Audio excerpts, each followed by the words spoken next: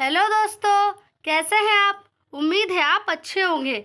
आज की हमारी इस वीडियो में हम जानेंगे 7 चिरंजीवियों के बारे में।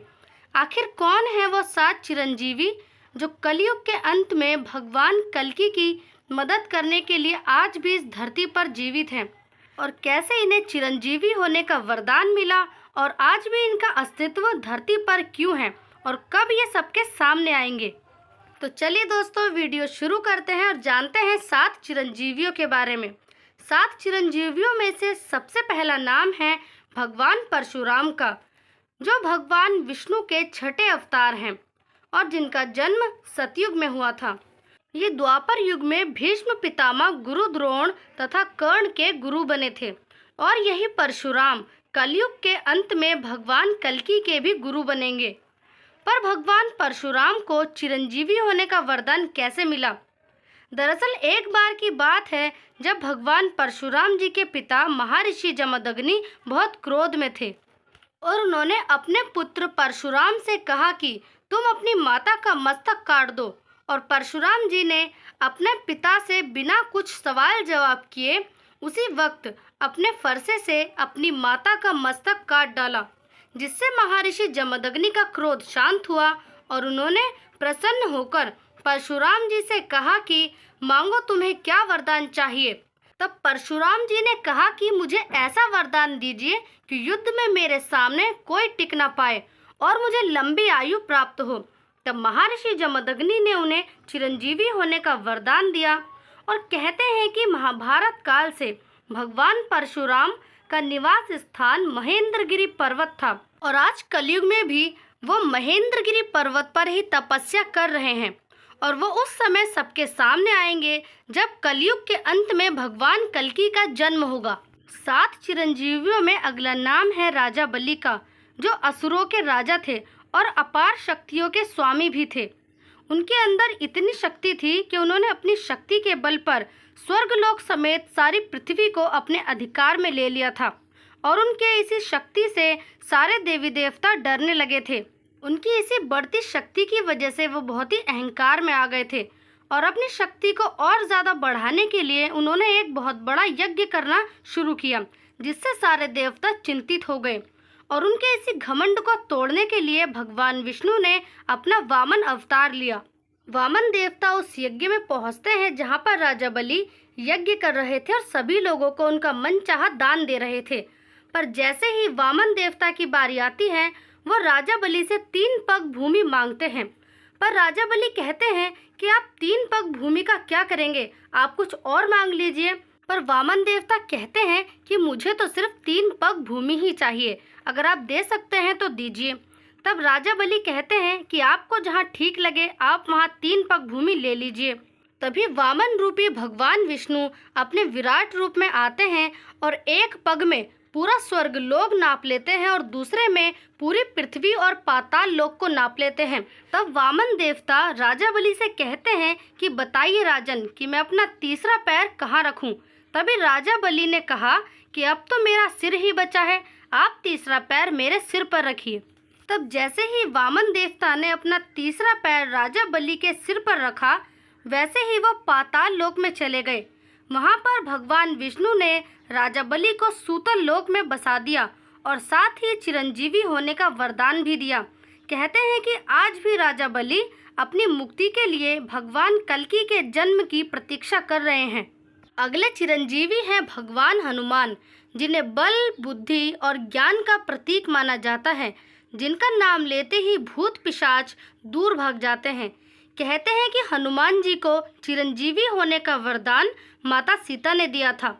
दरअसल जब हनुमान जी माता सीता की खोज में लंका तक पहुंच जाते हैं और उनकी खोज करते करते अशोक वाटिका तक पहुंचते हैं और माता सीता को भगवान राम का संदेश देते हैं, तभी माता सीता ने हनुमान जी को अमर होने का वरदान दिया था।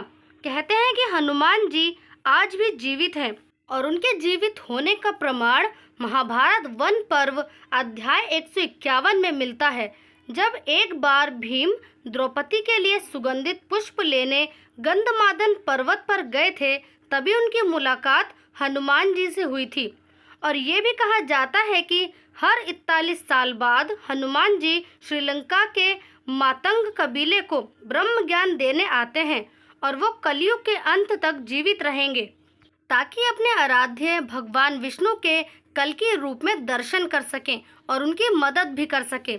अगले चिरंजीवी हैं विभीषण, जो लंकापति रावण के छोटे भाई थे और भगवान राम के बहुत बड़े भक्त थे। जब रावण माता सीता का हरण करके लंका ले गया था, तब विभीषण ने अपने भाई रावण को बहुत समझाया कि माता सीता को सम्मान सहित श्री राम के पास वापस भेज दीजिए और भगवान राम से शत्रुता मत करिए, क्योंकि वे स्वयं नारायण हैं। तब रावण ने विभीषण को लंका से निकाल दिया था। तब विभीषण श्री राम की शरण में चले जाते हैं और अधर्म के विरुद्ध धर्म का साथ देते हैं।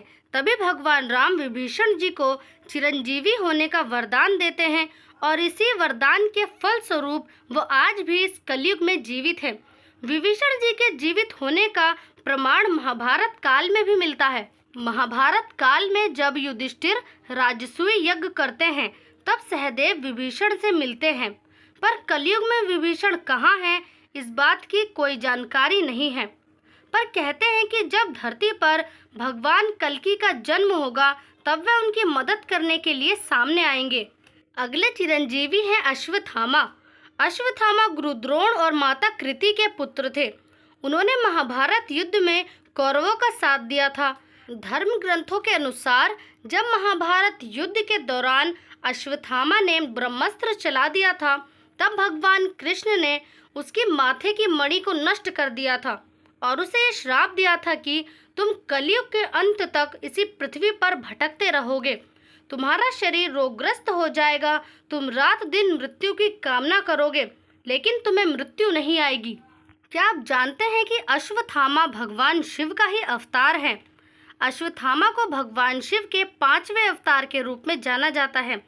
ऐसा माना जाता है कि मध्य प्रदेश के असीरगढ़ किले में भगवान शिव की पूजा करने अश्वत्थामा सबसे पहले आते हैं। अश्वत्थामा भगवान शिव का एकमात्र ऐसा अवतार है जिनकी पूजा नहीं की जाती, बल्कि वे खुद भगवान शिव की पूजा करते हैं। अश्वत्थामा भी भगवान कल्कि के जन्म की प्रतीक्षा कर रहे हैं ताकि वह कल्कि भगवान की मदद कर सके और इस श्राप से मुक्ति पा सके। अगले चिरंजीवी हैं महर्षि व्यास, जिन्हें वेद व्यास के नाम से भी जाना जाता है, क्योंकि उन्होंने ही चारों वेद, महाभारत, 18 पुराण और भगवत गीता की रचना की थी। वेद व्यास जी ने जिस तरह भगवान राम के जन्म से पहले उनके रामचरित्र मानस में सब कुछ लिख दिया था, उसी तरह भगवान कल्कि के जन्म से पहले ही उनके अवतार के बारे में सब कुछ लिख चुके हैं, जिसे कल्कि पुराण नाम दिया गया। महर्षि वेदव्यास एक तपस्वी हैं, जिस वजह से आज भी वो भगवान कल्कि के दर्शन के लिए तपस्या में लीन है। कलयुग के 7वें और आखिरी चिरंजीवी हैं कृपाचार्य। कृपाचार्य पांडवों तथा कौरवों के कुल गुरु थे और अश्वत्थामा के मामा भी थे, क्योंकि अश्वत्थामा की मां कृति कृपाचार्य की बहन थी। कृपाचार्य का नाम सप्त तेजस्वी ऋषियों में शामिल है। कहा जाता है कि वे बहुत बड़े तपस्वी थे और उनकी तपस्या के बल पर ही उन्हें चिरंजीवी होने का वरदान प्राप्त है। पर ऐसा भी कहा जाता है कि उन्हें अपनी निष्पक्षता के वजह से ही चिरंजीवी होने का वरदान मिला और कलयुग में भी कृपाचार्य भगवान कल्कि के साथ अधर्म और पाप का विनाश करने में उनकी मदद करेंगे। तो दोस्तों, ये थी 7 चिरंजीवियों की कहानी। तो आपको ये कहानी कैसी लगी कमेंट करके ज़रूर बताएं और ऐसी वीडियो देखने के लिए हमारे चैनल को लाइक, शेयर और सब्सक्राइब करें और तब तक के लिए पढ़ते रहिए, खुश रहिए।